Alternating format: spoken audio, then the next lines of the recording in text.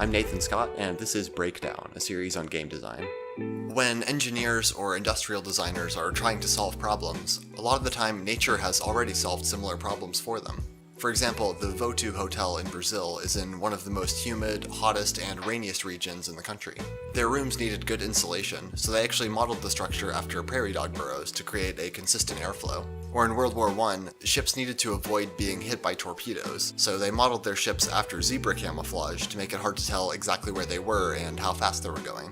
Or how scientists have made certain wind turbines 35% more effective when they modeled them after insect wings. Animals have had millions of years to evolve and become very good at specific things. People can use what animals are already good at to improve their designs and make wind conversion more efficient or make someone's hotel experience better. This is known as biomimicry. The game Subnautica uses biomimicry to make its experience better also. It's an exploration game that takes place almost entirely underwater. A lot of its animals' behaviors are based on real animals. One of the early creatures you find is called a reefback, which is more or less modeled after a blue whale.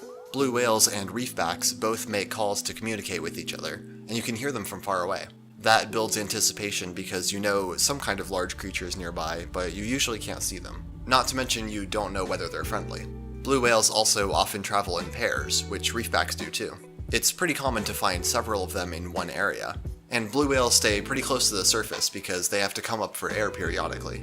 Reefbacks stay very close to the surface too, but just far enough under that you can't see them from above water. Both of those behaviors, grouping up and staying close to the surface, make it likely that your first actual encounter with a reefback will be diving underwater right in front of a group of them that you didn't know were there, which is what happened to me the first time I saw one. That makes for a really cool first experience with them, which is made better by using animals' actual behaviors.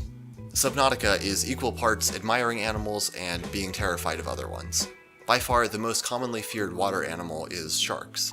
But what's interesting is if you look at the numbers, they're really not that big of a threat. Since 2010, only 6 people have died from shark attacks, whereas hippos have killed around 14,000 people in that same time period. But sharks' behavior is clearly more unnerving to people than hippos. Subnautica borrows some aspects of that behavior to make its creatures scarier too. For example, sharks like to feed, and therefore attack, at night because other creatures are usually asleep. The shark-like aliens in Subnautica, known as stalkers, are more aggressive at night also. At nighttime, you're already more on edge because it's harder to tell where anything is. They like to hang out in kelp forests where you can't see them very well anyway, so when you get attacked, it's a lot more surprising. Sharks also have a tendency to attack once and then swim away for a while. Subnautica has huge creatures called leviathans that do the same thing. They come out of nowhere while you're not looking, attack you once, and then swim away out of view so you don't know where they went. That makes the encounter a lot scarier than if they just tried to fight you head on.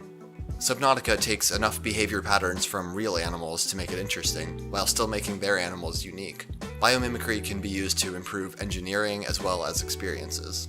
In some ways, games are both, so modeling AI behavior after animals that exhibit the feeling you're going for can make the game more realistic and more interesting. If you like this video, don't forget to subscribe, and thanks for watching this episode of Breakdown.